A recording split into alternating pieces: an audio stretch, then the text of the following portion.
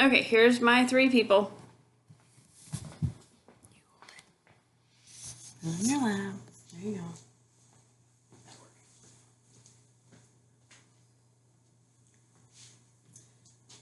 Hi, my name is Nikki Salek, and I'm going to talk to you about social media. Social media remains the most talked about thing these days. How often do you check social media? Social media has become something that is important for lots of people. 3.1 billion people are social media users worldwide, says MediaKicks.com. Social media is a great way to stay connected to friends and family. The average person spends nearly 2 hours a day using social media. Over 240 million Americans check Facebook daily. How often do you check Facebook? Social media can help businesses advertise what they have going on. This advertising is cheaper than traditional advertising. It's also a way for people to ask about reviews on different products and services. Now let's talk about the disadvantages of social media. I pulled up this chart of 10 different disadvantages.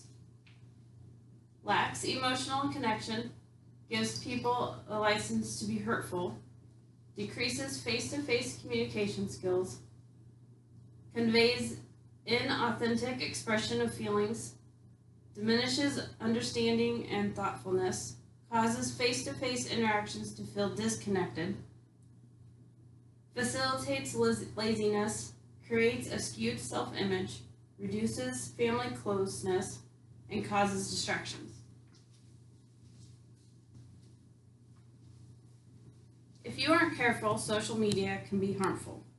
First, there are people out there hacking accounts.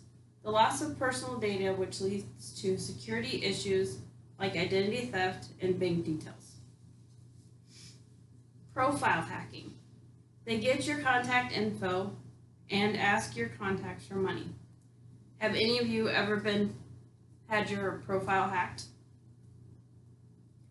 Quizzes. You need to be careful with the online quizzes. They are designed to steal your data. So you need to think twice about doing online quizzes, says securityintelligence.com. How often do you take the online quizzes? Relationship frauds. People using pictures of other people to try to scam people out of something. Things you can do to help secure your social media. Make sure you check your privacy settings. For instance, with Snapchat, you can turn off your location. There's also a place you can shut off Show Me on Quick Add. If you only want certain people to see you, you can shut off Quick Add and they will have to have your username. With Facebook, your options are in settings. You need to go to settings and go through the privacy settings. Make sure that your settings are set to what you prefer. With Twitter, it's the same thing. Go to settings and make sure your security settings are what you want them to be, meaning who you want to see what you are doing. Now I would like to talk about addiction. 210 million people are estimated to suffer from internet and social media addictions, says MediaKicks.com. Basically, the more anybody uses social media, the more they think they need to keep looking, wanting to know what is going on, and wanting to know what people are doing. Cyberbullying is a growing concern in the social media. Many children have become victims to cyberbullying that has caused them a lot of harm. Cyberbullying isn't only against children, it can happen to anybody. Have you or anybody you know ever been a victim of cyberbullying? Social media, is it time to quit or detox? As with everything else, social media brings both good and bad things to our lives. At the end of the day, you're the one who decides whether there's more help or harm in it for you. Maybe all you need is to find the right site for you, perhaps switching from Facebook to Twitter, or from Instagram to YouTube. Or maybe you're done with it all together and are ready to delete your entire social media presence for good.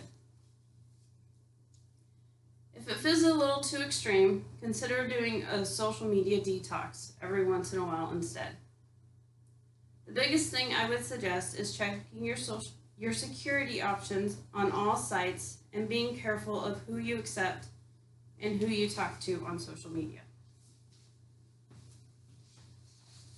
I just want to end my speech with, I found this quote: "The most important thing in communication is hearing what isn't said." Thank you.